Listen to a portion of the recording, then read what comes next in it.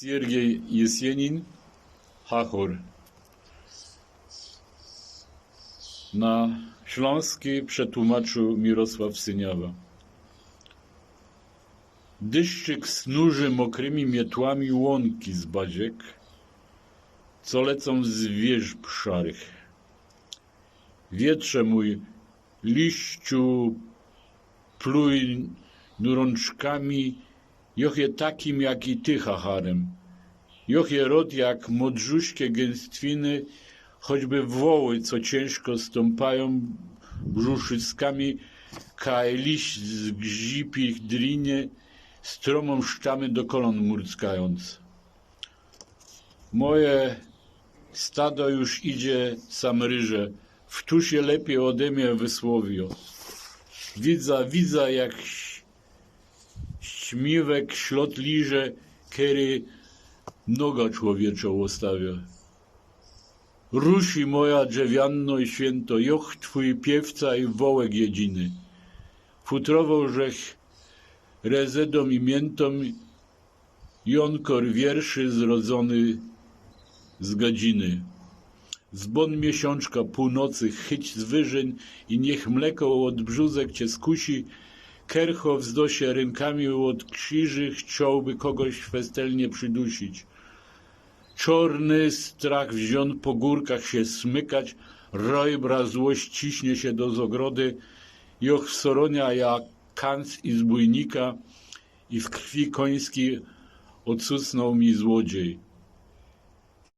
Józef von Eichendorff, kiej pieją kokoty. Tłumaczenie na śląski Mirosław Syniawa.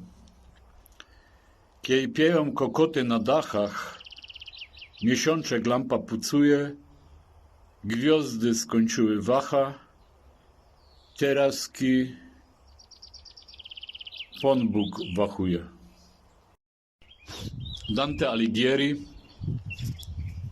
Bosko komedyję. Tłumaczenie na śląski Mirosław Syniawa. Piekło. Pieśń pierwsza.